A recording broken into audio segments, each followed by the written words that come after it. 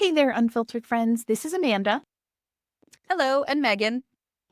So, today we'll be sharing a throwback episode from season one where we discussed Jonathan Mooney's book, Normal Sucks. I know it sounds cliche, but this is one of those you'll laugh, you'll cry, and you'll do everything in between kind of books. That is 100% true. I did both when we read it for the podcast, and it was a reread for me, so I knew what to expect. So we'll be sharing this series of episodes over the coming weeks and then share our discussion with Jonathan Mooney himself as well. Yeah, so you're likely going to notice a slightly different style compared to our current vibe. We were brand spanking new, and honestly, we're still not entirely sure how we got Jonathan to come on and chat with us about neurodivergent affirming life and learning, but we did. And we're super excited about that still. And we're resharing all of it, the book club and the chat with the author over the next month. Yeah, I'm still riding that high, and it's been about a year. So, but look how far we've come. We're like little mini podcast rock stars now. I love it. So, would have guessed, right? It's like, let's start a Well, I podcast. definitely didn't guess. When I set this up in my bathroom and was like, we'll do this for a few months and it won't go anywhere. And then I'll be able to say that I tried podcasting once. I never thought we would be at this point. Look at us now, right? So, Tens of thousands of listens later. Like, okay, we did this. We're totally doing this. All right. I know it's bananas. I don't look at the stats that often, but I looked the other day and I was like, whoa. And then I sent them to my mom and my husband. I was like, look at this. Like, Yep. okay. So yeah, it's a shock to us all. But we want to remind you that our book club will be transitioning over to our Patreon community come September of 2025. We will meet 2 times per month, and we would love to welcome you to come and join the discussion. Yes, absolutely. We totally would. Read the book, don't read the book, engage, be a fly on the wall. Whatever works for you works for us. But we are pretty excited about this kind of like change up to the book club. It can be so challenging as a secular progressive homeschooler to find your people. And this is just going to be one more way to make connections. Yeah. I mean, if you've never heard the story, Amanda and I met in an online homeschool parent book club. We were co-hosts and business partners before we ever met one another in person, ever, ever, ever. So please don't underestimate the power of virtual friendships and connections. They are very real. Yeah, no, absolutely. So, we're going to link the information in the show notes about how to join the new virtual book club. You can join as an all access member, which gives you a monthly unit study, other live support meetings, 2 times a month, group chats, and loads more. Or if you want, you can just join book club and come into those 2 meetings each month. You can, like I said, just listen. You can join in the conversation, whatever works for you. Yeah. And if neither of those are options for you right now, you're like, it's summer, my brain is swimming. I can't. Just like stop giving me things to do. Right. Yeah. You're looking for more points of connection. Come join our Patreon as a free follower. You don't have to pay anything. You don't need an account. We share free content. Amanda puts out a really awesome newsletter over there every single month with what we're up to and behind the scenes stuff and more. So yeah, come hang out with us. Yeah, no, absolutely. So we're going to pop a coupon code for 90% off your first month in the show notes. You can use the code bookworm, all one word, capital bookworm, when joining our Patreon for that first month discount. But now, without further ado, we hope you enjoy Normal Sex.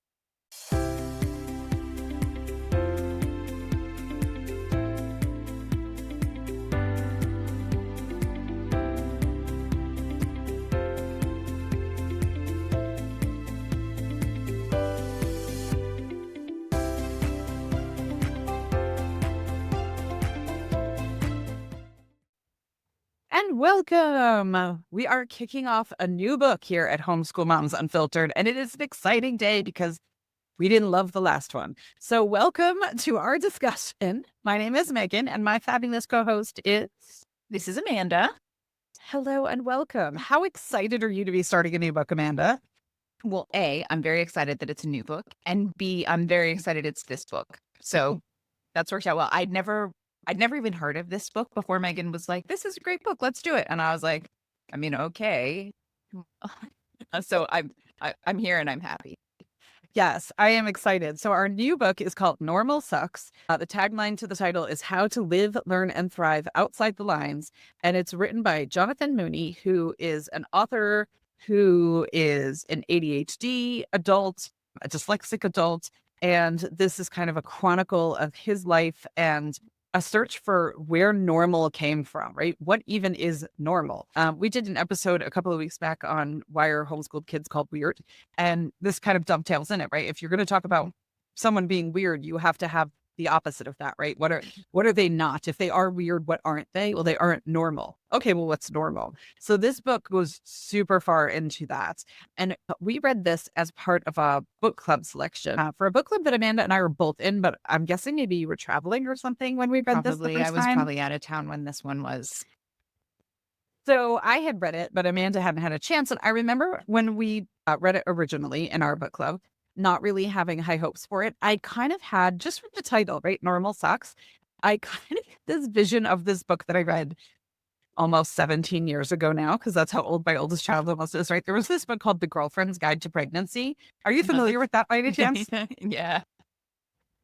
It's like a very silly, sarcastic, irreverent look at being pregnant and giving birth, right? It's not the maternal cover of what to expect when you're expecting. It's a very graphic, things that people don't tend to talk about. Like, why aren't we talking about hemorrhoids? Why aren't we talking about pooping yourself when you're pushing and delivering a baby, right? Like, and that was The Girlfriend's Guide to Pregnancy. And so I kind of had that just based upon the title of the cover. Like, I thought we were going to get kind of like this irreverent thing about why normalcy is stupid, right? And I was completely shocked at how much history and how much science was in this book that I absolutely loved it. Did you have any preconceived notions going into this, Amanda? Honestly, I was a little worried that you picked another sucky books. You were promising me it was good, and I was like, "We'll see. We'll Let's see." hope. And I agree. It's I've been really pleasantly surprised, and I guess I should have known, right? My copy, this actually just clearly shows that I didn't pay that much attention until it was time to sit down and read the book, because my copy at the very front at the top, it says, "As an accessible primer on reassessing disability and mental health, it's invaluable. And as an exploration of what it's like to grow up feeling different, it's incredibly cathartic." And that's from a quote from Vanity Fair. So if I had read that when I actually got it in the mail instead of just putting it to the side of like, I have to get to that in a couple of weeks, but at least I know I have it ready to go when it's time to start reading it for the next club. And maybe I would have been a bit more excited to get started instead of dragging my feet. But I did drag my feet and I read it last night so that I would be prepared for today. And I was happy that I did, right? My husband was sitting not too far away on the couch watching something on TV, and I had my headphones on because I like to listen and follow along in the book so I can more easily annotate as I'm going. And I was laughing out loud, so loud. And he was like, "What are you listening to?" I was like, "My book club book." And he was like, "Really?" Like, "Didn't you hate book club?" I'm like, "That was the last book. This one's so much better." Off that book, right? Yeah. But I mean, okay, so in short, I mean, Jonathan has a really difficult time in school as a dyslexic child with ADHD and is ostracized and is made to feel terrible, is made to feel stupid. I don't think it's necessarily in this first section. I've been reading ahead and kind of getting my notes sorted out for future discussions. So I couldn't tell you exactly what falls in sections 1 and 2, which is what we're discussing today, versus the future, right? But his father is an alcoholic and he has a really unstable childhood. And at one point he explores the ideas of self-harm and things like that. And so you're sitting there thinking, like, how are you cracking up laughing reading this book?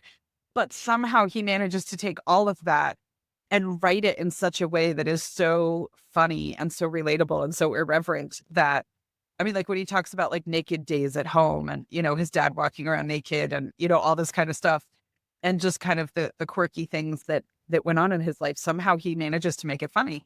Yeah, no, that's it. I mean, even for me, it was just almost right off the bat, right? So on pages 4 and 5, he tells this story about being at a Mexican restaurant that's got some inappropriate images, like big painting kind of things on the wall.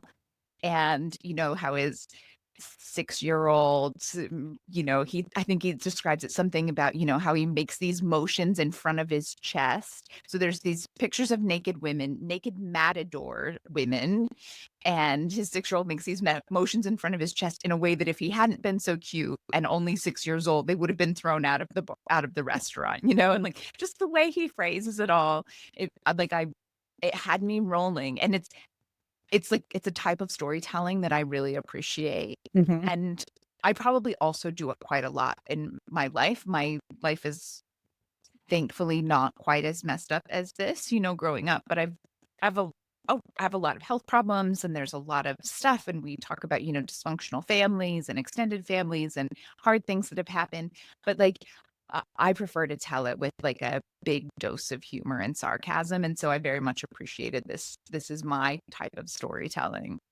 Yeah. I mean, in that spot that you were talking about, it says you pointed to 3 suggestive, okay, completely inappropriate paintings of women as matadors. And then in parentheses, he's got because we all know that bullfighting is best done in the nude, right? And so there's just kind of these little asides throughout the book that make it so enjoyable to read, even though it's a pretty heavy topic, that Mhm. he does it in such a way. It kind of reminds me, have you read Trevor Noah's book, Born a Crime? Yeah, Like, yeah. only Trevor Noah can make apartheid entertaining and funny, right? I mean, he does such an amazing job of taking really heavy stuff. I mean, Trevor Noah comes from a home with an alcoholic stepfather and abusive and, extreme levels of poverty and extreme levels of social injustice. And somehow the book is hilariously funny.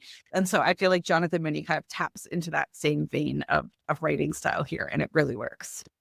Yeah, for sure. So in the first section 1, he's talking a lot about how he first found out or he was first diagnosed, not first found out, but he first got like a diagnosis of not being normal. Mhm. And the one of the quotes that I really liked that stood out to me was on page 18. And they've just had their first meeting at the school.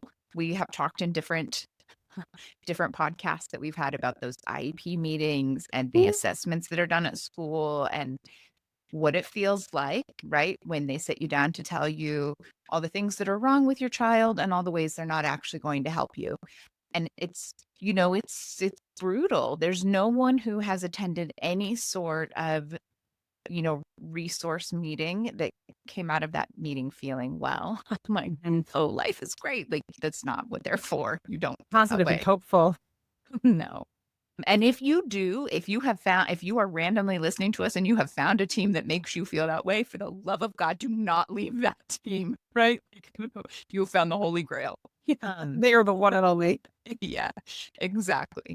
But so in any event, they've just had this meeting, they leave, and he asks her a question. She goes back in and just lays into the administration about the way that they have done this with the child present, because that's a big thing. If you don't know, when you have these IEP meetings, they oftentimes want the child there to be a part of it, which is like, yeah, okay, like for the most part, they hear a lot of really awful things, and so like, yes, they need to learn to self-advocate, but maybe not just yet. So in any event, the quote itself, page 18, says, "Whatever she said, though I knew the real answer, I had crossed that invisible line between the normal and the not normal, which we all know is there, though we aren't quite sure where it is at the time, or who drew it, or how or why. At that moment, I knew for sure that whatever normal was, I wasn't it." Mhm. And I think, for those of us who aren't normal for whatever reason, there is that moment, right, where we realize it. Something happens and we just really realize, like, okay, yeah, I'm not normal. And, I mean, everyone handles it differently.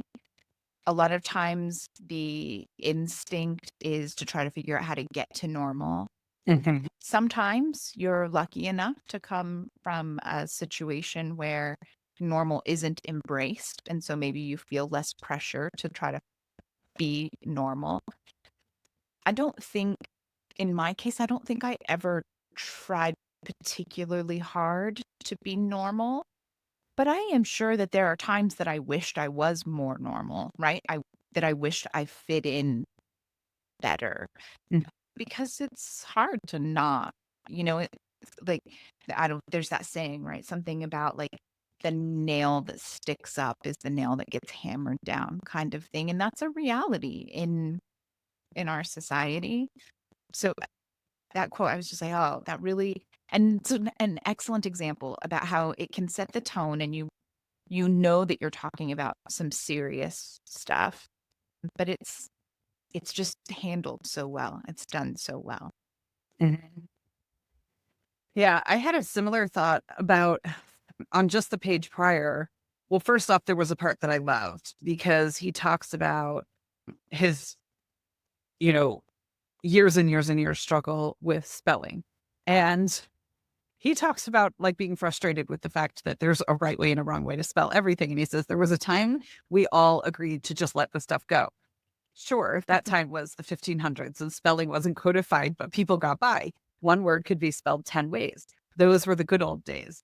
Penny Camp Elementary School, however, did not believe in the restoration of old English spelling conventions. So I learned to dumb it down. So he talks about his experience, right? And it's just kind of his way of saying those things. But I loved at the bottom of that page on 17 where it says, my spelling and writing made me seem stupid. So then I was treated as if I was stupid. Then I began to believe I was stupid. And then I began to act stupid and then do it all over again the next day. And one of the things that I've seen, and I feel like it's getting lesser than it was before, but one of the things that I've seen is this fear of a diagnosis or fear of labeling, right? Well, I don't want my child labeled. I don't want to label my child. And so, one of the big things that I've always seen is whether or not you give that child a label, they will know they are different. They will know there is Yes. something there. And at least the label tells them that it's not them. It's not that I'm the only person in the world who's like this. It helps them understand those things. And so I felt like this thing on page 17 was such a great example of if you do not get your child the proper label, they will label themselves. And it That's will it. not be a good label. Knowledge is power. Knowledge is always power. I'm a huge believer in that. And it's that, you can label with the right label and then you can find out more and you can, there you just know more. And the more you know, the better you can do. Or you can leave it as the unknown. And very rarely do we come to the right conclusion in the unknown. Yeah. Yeah. It turns out that the child ends up either their teacher, their peers, whoever, or they themselves are labeling themselves. I'm stupid. I'm lazy. I'm scattered. I'm this, I'm that, I'm the other thing. And the reality is you're not. You're autistic, you're ADHD, you're dyslexic, you're this, you're that, you're the other thing.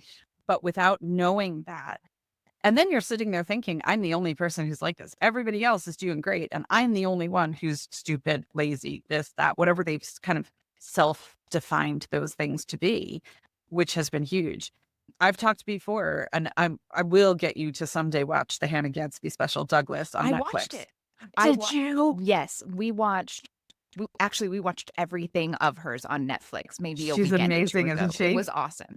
I Love I her. will admit I'm not quite ready to put my kid in front of it. I'm not judging. I'm not judging because we're a judgment-free zone. I'm not quite ready to sit down and watch it with my kiddo. But I mean, my husband and I watched it together. We were in tears, but like half of the time in tears from laughing and half of the time in tears because like it's really fucking good and it's really fucking serious. And she's on it about things that she shouldn't be on it about, right? Like she just, it's so, they're, Yeah. they're awesome. They're really good. But I watched it with my kiddo, and he's 12 now. We probably watched it. We probably watched it when he was about 9 or 10, about the age of your kiddo. And yeah, at the time I was like, this is totally inappropriate, but I really don't care. So I totally get where you're coming from. But he had this moment after he watched it where he was like, that was me. She gets me. She totally understands. Mhm. That's how I feel. And it kind of opened this dialogue where, my kids are a little older. They have social media access, etc. He's not a huge social media user. He actually doesn't. He's not on like, I mean, he has Instagram and Facebook and stuff like that, but he's never on them. The one thing he does like to watch are YouTube shorts. And he's trained his algorithm really well. He gets stuff that he finds funny and relates to Pokemon and whatever, you know. But the really cool thing is he gets a bunch of stuff on neurodivergence and he'll send me stuff sometimes. Like one time he sent me a video that was a whole bunch of audio tracks that were completely different speeds, tones, and pitches. And they were all playing simultaneously on top of one another. And he sent it to me and it was created by someone who was neurodivergent explaining what it sounded like in their head. And he sent it to me and said, this is what it sounds like in my head. How would I have known that without that? That's not what it sounds like in my head. So how would I have that understanding without that? And so giving him exposure, and I'm not saying this to convince you that you should let your kid watch Hannah Gadsby, but like any exposure to anybody, whether it's Hannah Gadsby, Jonathan Mooney, another author who's writing about their ADHD experience in an age appropriate way, right? For them to realize, like, I'm not alone. It's not just me. It's not just me. I'm not the only one, right? That's so powerful, as opposed to just sitting there thinking, well, I'm stupid, right? Because, you know, and the mom's sitting there going, I don't want to label them because, you know, it'll follow them or it'll be harmful or whatever. And I'm like, then lack of label is actually so harmful in so many ways. Yeah. Yeah. I also firmly believe that. Yeah. So, all right. So that was section 1, and you're still on board with the book. So I've made a good selection after my first really Yes. rocky pick. What's on section 2? Yeah. So section 2 actually really starts that deep dive into normal. What is normal? How did we get the term normal? And so, well, actually, right off the bat, the start of section 2 on page 23, there's a quote. It says, "We use normal without thinking in casual conversation to judge people's actions and behaviors, to draw our own lines of who is in and who is out, to sharpen our individuality and cleave away the others." Leave And is I such a was good like, word. oh, damn, I do. You know, and it really struck me because I have talked often throughout this podcast about the fact that I am not normal and I don't generally strive to be normal. I'm really confident and comfortable being the special cup of tea that I am. And I know I'm not everyone's flavor. And I work really hard to encourage my kiddo to embrace that and to understand that he can be whoever he is and whoever he wants to be, and that he should absolutely embrace that and go out in the world like that. And the people who appreciate that and love that will, you know, be drawn to him. And the people who don't, like, we don't need to waste our time with that nonsense. And I didn't necessarily grow up in an environment where that got to be the overarching theme, right? And so I work really hard to create that environment in my own home. But holy hell, I do this.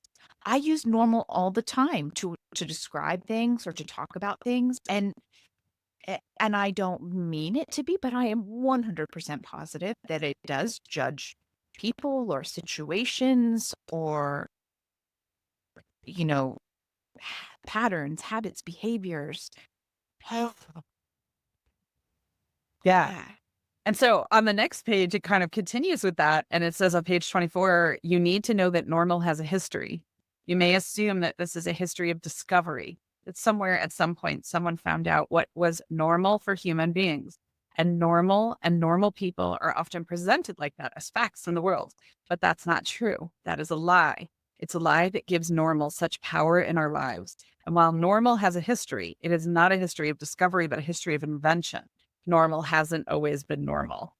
And that's where this really deep kind of chronological timeline of normalcy kicks off, going back to the you know, a couple hundred years ago. It's amazing.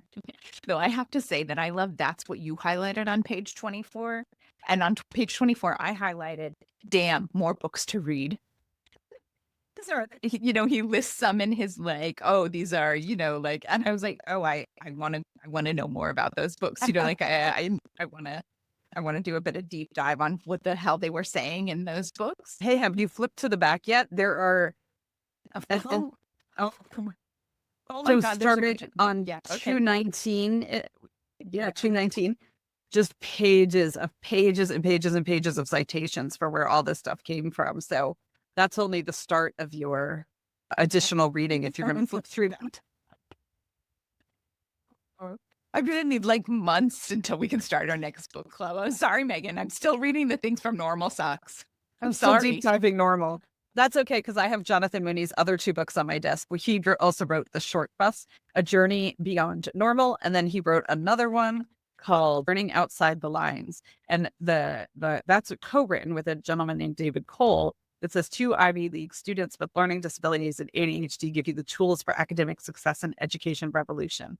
And so I've read Normal Sucks. Now this is my second time reading it, but I am determined to get through those others that have been sitting on my bookshelf for an embarrassingly long time. So I took them off the bookshelf to guilt myself into reading because I know they're amazing. We have a friend, our mutual friend Tara is reading The Short Bus and said she cried in like, I think on page 5, she was crying, like not tears of laughter, but just, yeah, it's like an incredibly moving experience when he talks about his journey through this world as the individual that he is. And so when she said that, I was like, okay, but I'm doing it. I'm getting it done. As soon as I finish my reread of Normal Sucks, I'm diving right into it. So we'll see.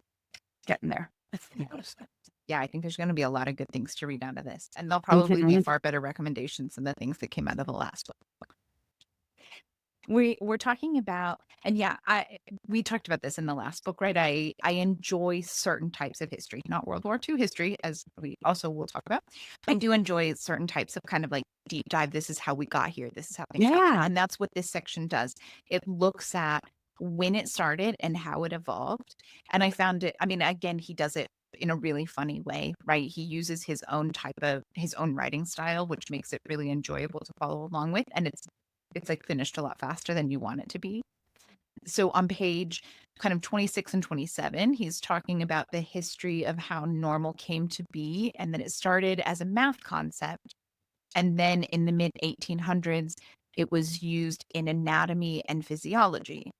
And so that's where we start using this word normal to mean it has like a very specific from a math connotation, and then it kind of moves over into anatomy and like what doctors would do. But it's also important to remember that you're talking about, early to mid 1800s. So doctors weren't exactly doing the best things, right? And so like, take their version of normal with a grain of salt. Exactly. Or a handful of salt.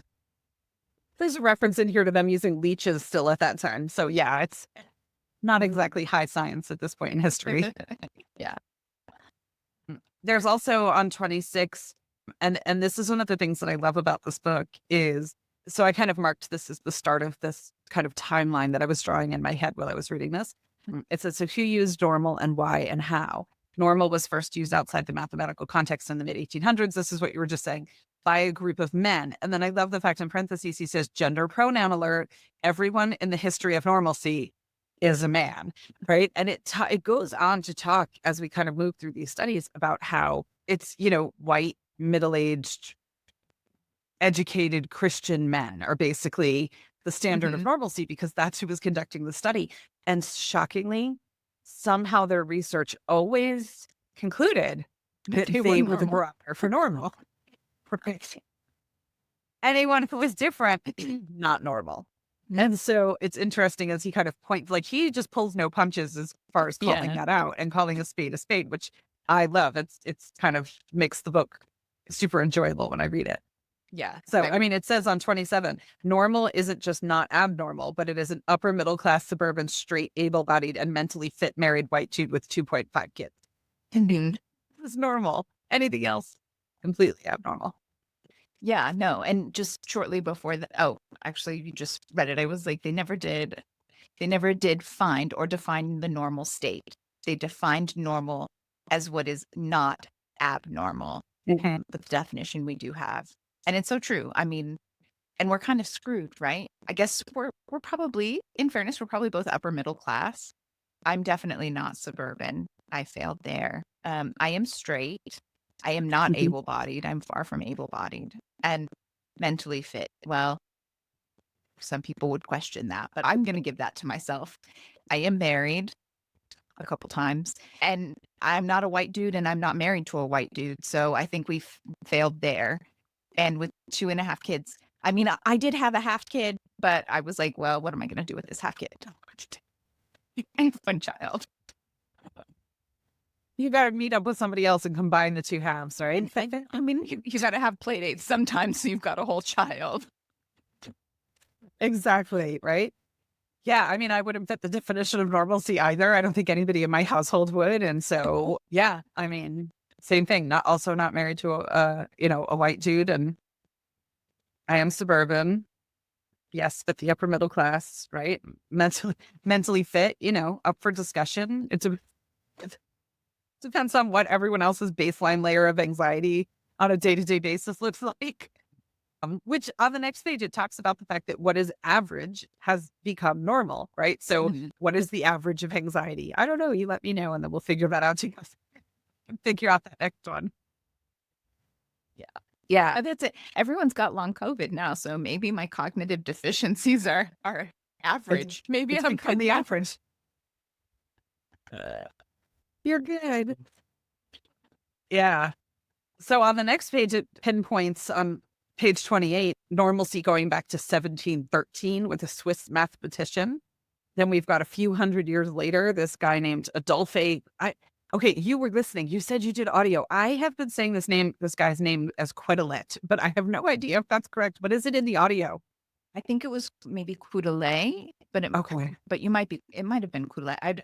I was definitely like, wow, there are a lot of names in here that I'm going to butcher when we actually have the podcast. I know. I mentioned before that I lead a book club for mainly middle schoolers and like lower level or lower aged high schoolers. And our audiobook kids, when they show up, we have a handful that just process better through audio. And when they show up, we're all like, how do we pronounce this city? Or how do we pronounce this person's name? We're so thankful for the audiobook kids when they come because they can help with that, right? But they talked about, him. So the first guy in 1713, and then this guy who I call Quetelet in 1835, whose goal was to gather massive amounts of statistical data about any given population and calculate the mean or the most commonly occurring or various sets of traits, height, weight, eye color, etc. And later added in qualities such as intelligence, morality, and used these to create the average man for society. But then, as Jonathan Mooney does, and midway down page 29 in parentheses, racism alert.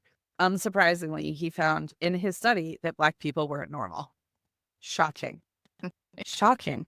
I have like the exact same note, right? Mine says page 29, 1835, already saying the average man as statistical abstraction, but then also saying that there are types and Scottish men are the right type and Black people aren't normal. Like, okay, there you go. Like, so it's just abstract. But when it wasn't abstract, you really want, and I love a Scottish accent, don't get me wrong, but I'm not positive that that's normal or average, Yeah. especially Or based on. Go ahead. representative of the majority. I mean, Yes. it's Well, especially in their number, yeah, their population. Like, you don't run into a lot of Scottish accents, so I'm gonna say not the statistical average. yeah, I mean, great country, but what we should all use as our barometer? Maybe not. I don't know. I'm just saying. So, Mhm. oh my gosh. It talks too on page 30. It talks about the fact it says, for example, when he calculated the average age of a population, he took out all the kids. Mhm. That's a great way to, I mean, listen, I am the farthest thing from a mathematician. Like, we are not that. But I am aware you cannot just take out the lower, 10% of all the numbers and then call your average an average. It says that when he was studying what was quote unquote natural for women, he used data from men. Yeah, I mean, seriously. But the thing is that stuff still happens, right? Like, Yeah. how often are prescription dosages based on the average man? I have a note in here that I had to see. I have a cardiologist, and the first step with the cardiologist was going to get like an extensive EKG, and I was kind of worried, right? Because the reading, like a high level report says like, oh, everything looks fine. But when you go in and look at the numbers, there was a whole set of numbers that were not in the normal range, right? They were outside of the normal range. And I was like, okay, I really can't wait to see the cardiologist and ask about this, right? And I asked the cardiologist, and just says, "Oh, well, you're a bit smaller than average, and so it's perfectly normal for you. We would you're petite, so we would expect your rate, your numbers to be a little smaller." And like, okay, I'm 5'4".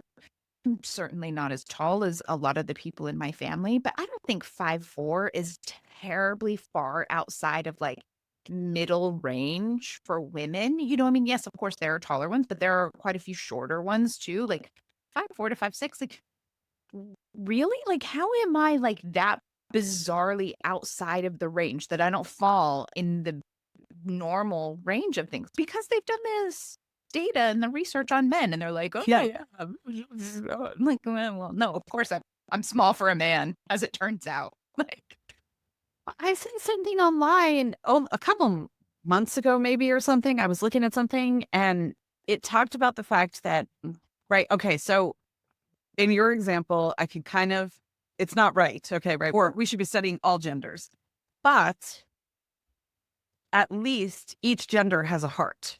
We can agree upon that, right? Okay. But I saw something talking about period products, right? Like tampons, cups, pads, all that kind of stuff, right? And it said they only started using actual blood to test these products recently. They were using like red liquids beforehand that were like maybe kind of viscous, maybe not. I don't know, right? And it's we like, added the okay, cornstarch. It's almost the same. practically the same thing. And it's like, you literally, oh my gosh, like, could you imagine any other product and they just don't even test it with the thing that it's going to be used for? Like, it makes no sense. Yep. You would think at some point somebody would have been like, wow, to test if these are actually effective, maybe we should, blah, blah, blah. No, no. Mm-mm. Oh, that's Why would we do that? gross. No, Yeah. no. Oh, yeah. Who wants to do that? Right. Yeah. Oh my gosh. I'm telling you. Yeah, Mhm. so I love it. I mean, Jonathan Mooney concludes it's as if he found that cats are the average pet by averaging only people who had cats. You understand? That's about how scientific the definition of normalcy is. Yes. All right. So I'm trying to look at what my next note is. So they're a little jumbled. So I'm just going to go ahead and read them, the next two that I have. So on page 34, we move into the sex scientists of the early 1900s. And one of the quotes that I especially liked from here was the informal leader of this whole crew was, of course, Sigmund Freud. Yes, the man with a cocaine habit that could have killed a small farm animal was one of the most important thinkers in the history of normality. I'll skip the long dissertation on Freud and spare you the pain of reading his tomes, but bottom line, it's all about sex. All of it. Everything. One's whole personality, thoughts, aspirations, hopes in the world, favorite color, food, flavor of ice cream, whatever. Yeah. All of it. It all comes down to sex. Like, once again, great point, valid point, presented in a really humorous way that made me Yeah. enjoy reading the point. And there's something else that I was just trying to skim through and look for it for a second, but I can't remember where it was. And I love the fact that he says, like, oh, here, it's on the bottom of 35, where he says they were talking about the concept of nearly normal. And he says, what the hell does it mean to be nearly normal? This makes my head spin. There is a normal, but I'm not it. However, I shouldn't accept this fact, but instead strive for normality that no one can be. And oh, yeah, here's a bunch of things you can buy and people you can pay to help you overcome your near normality disorder. And then I love this line where he says, I can see why Freud needed all that cocaine. I'm like,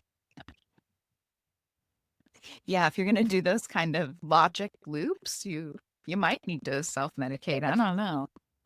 I think so. Going back just a little, I have a note that from pages 33 to 34, there's a quote. It says, the first major book on this subject, again referring to the sex scientists, was Psychopathia Sexualis, written by Richard von Kraft Ibing or something like that. I'm probably butchering it because I did not read the podcast. Someone else read it and I just listened to it and then didn't remember how to pronounce it. So he goes on to say, he was a true jerk, and I could disparage him for so many reasons. At the top of the list, that he was among the first to declare that people who had encounters with the same sex were sick and deviant and should go to jail.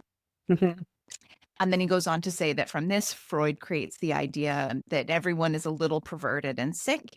And so grows out of that the idea that people are nearly normal and should work to become fully normal, even though it's not possible to become fully normal. But you should work towards it. And that's actually like super great for business and capitalism, basically, right? Because now Yeah. you've got therapists and self help books and Instagram for all of the ways to have a beige home and be normal. TikTok therapy, right? Oh my gosh. Yeah. It's bananas. And how many people are using this word every single day without any concept of the origin of the word? Or how many people are beating themselves up every day for not being that thing Mm. without realizing the origin of the word? It's like, I loved all of this history that's here.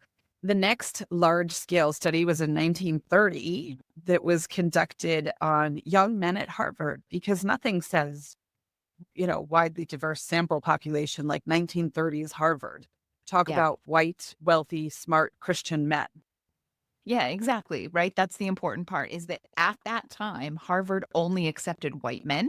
Yeah. So, to make that hey, Harvard was even then an elite school and an elite school that's only admitting white men. Yeah, sure. Let's go use them as our sample.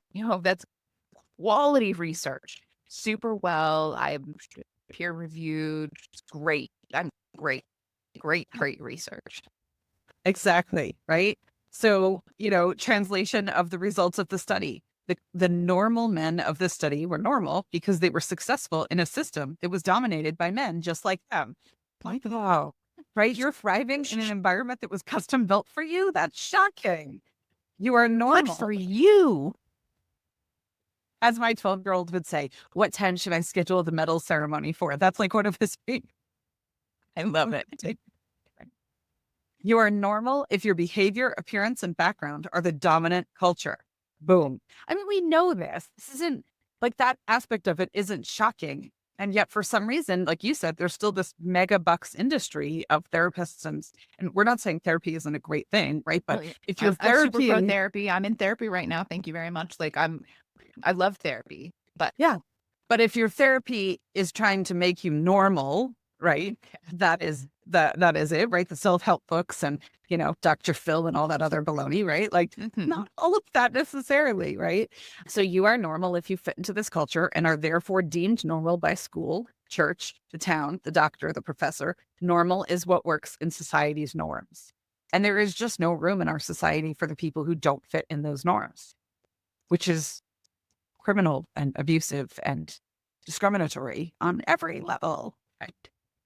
Yeah, but I do think that our society is getting better about having room and space for people who don't fit in those norms, right? For the people who are on the 25% on each side, right? If we're sticking to the math idea of Mhm. normal. It's not, we have a long way to go, but we are we are improving. Mhm. I have to We are. I think to an extent we are. And then I think about people who are like, if we were to make an exception for, a child that needs like a sensory friendly experience or something like that, right? You can just hear that population that's like in my day or like, they're like they need to toughen up and, calling them snowflakes or whatever else, and the whole thing. And it's like, so I think we are getting there, but I think there's still that mentality that it's like, it's too soft Mhm. to be considerate of people who are outside that median of the bell curve. And I'm like, Yeah. no, that's just humanity, right? That's just Mhm. kindness. And there's going to be an instance where you're outside the bell curve for something, right? Something Yeah. else. And you'd want someone to consider your needs, to factor your needs and to be kind and to be human towards you. So I think we're getting there. It can be a bit tough, but I think we're getting there Yeah, that's it. slowly. Yeah, I, I'm not sure we're getting there, but I do think it's improving, There's right? movement. Yeah, that's it. There's Little movement. movements. That's like, when you've been really sick and someone is like, "How are you?" And you're like, you say, "Well, I'm better." But I'm not better. I'm just better than I was. Right. I'm vertical now, right? Or Yeah. I'm dressed and I've brushed my teeth. So we've made progress. Yeah, exactly. Yeah, absolutely. What did you think about the search for Norma and Norman? Did you want to share about that section?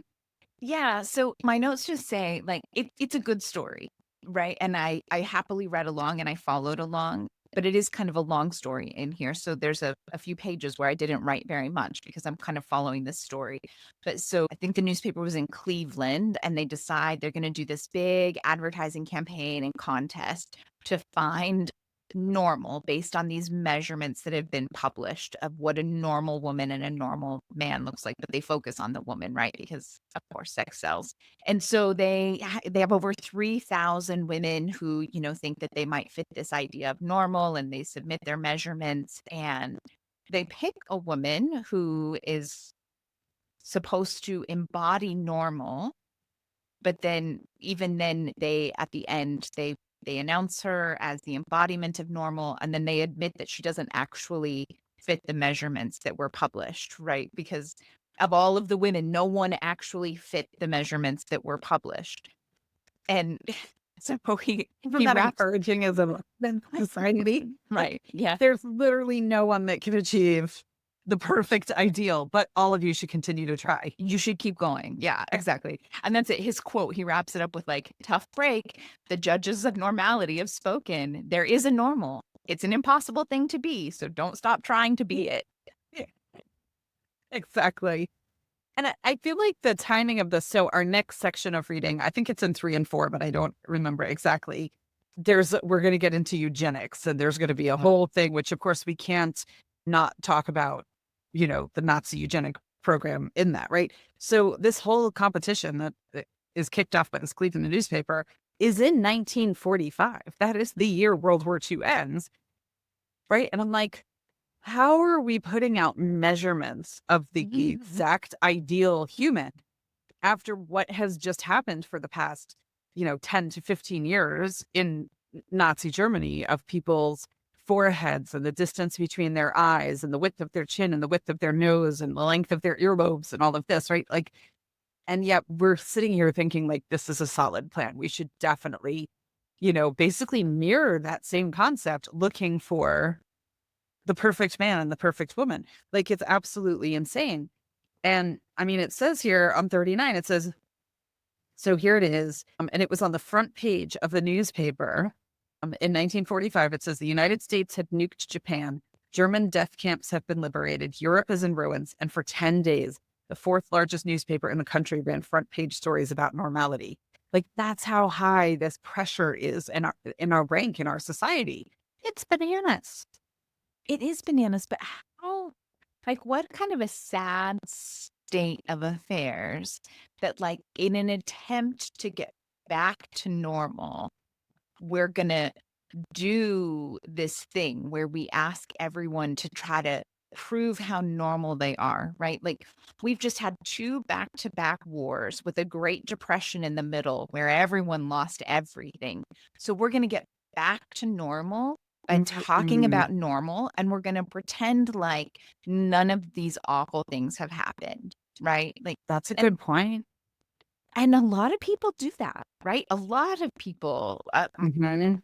in our house, we've been talking a lot recently about the fact that you cannot make decisions based on what you wish would happen or what would happen in your ideal world. You have to make decisions based on the reality of the facts and the reality of the situation, right? And Cleveland newspaper was not doing that. No. They were definitely creating a bit of a fantasy world of like, hey, let's get back to normal by talking about normal. We're Yeah. pretend like nothing else has happened. Looking for Norman and Norma. Right. Oh my goodness. It's bananas. And someone made a lot of money off of that. Let's get back to normal by talking about normal. We're going to look for the normal people called Norman and Norma. That's a great idea. Bonus for you, Bob. I know. I have this vision. Did you watch that series Mad Men with John Hamm that was on like Never watched it. Oh, it was an awesome TV show, right? But it was this super testosterone driven ad agency of the 60s, right? And so I have like the 1940s version of like the newspaper room with the same thing, like all the guys in their suits with their cups of coffee, like, pat each other on the back and masters of the universe, testosterone land, being like, great idea. Let's run these stories. Yeah, totally. Oh my gosh. I can't even imagine. Yeah, no, for real. So yeah, I have enjoyed this book so far. And I'm looking forward to we're actually doing a small road trip tomorrow, and I think we're going to listen to the audio version as a family, at least for part of the road trip tomorrow, because I just think it's that solid. But I'm going to wrap up this section 2 with kind of the final words of the chapter, because it just really hits home, right? This is one of those quotes that should be up everywhere. It should be on a poster everywhere so people remember it. We need t-shirts. Yeah. Then maybe that should be our first merchandise. We'll ask him if we can quote him. Exactly. So it says, normal was created, not discovered, by flawed, eccentric, self-interested, racist, ableist, homophobic, sexist humans. Normal is a statistical fiction, nothing less. Yes. It's amazing. I love that Yeah. line. Just yes. Right? Yeah. Just yes. That's all you need. Yeah, absolutely. I love it. So you kind of referenced, and we mentioned it before, but Jonathan Mooney is going to be our guest in a couple of weeks. So if you're reading along with us, awesome. If you're not, that's okay too. We always are happy to give you kind of the highs and lows, and more highs in this book. The lows are more the cultural lows, not the writing, not the subject of the book, but more the historical events are more than lows. Yeah, how the fuck did we get here lows? Exactly. Lucky of those. Not the why the fuck are we still reading this idiot's words? That was the last book. P.S. In the next section of reading, there's a John Holt reference. I'm just letting you know. Love it. Get yourself ready. We'll have to tell Jonathan Mooney when he comes on and be like, so before this, we read a book that claims dyslexia doesn't exist by John Holt. So And yeah, watch us explode, hopefully. Zachary. So when we're done reading this book, we will have an episode, a Q&A with Jonathan Mooney about, his life, his experience, his writing, his books, his view on education, all kinds of amazing stuff. So we're super excited about that. He'll be our first official author visit too, which is super awesome. So yeah, and we will be back next week with the next section of reading, which gets, as I mentioned, there's some eugenic stuff coming. It gets a little bit heavy, to say the least, but he still has a Jonathan Mooney way of making it light enough that you enjoy reading it. So Yeah, pretty good stuff. All right. So far a better pick. We're doing okay here, right? yeah. I'm enjoying this one. Nice. Well, have a wonderful rest of your day, everyone, and happy homeschooling. And we'll talk to you next week. Yep. See you then.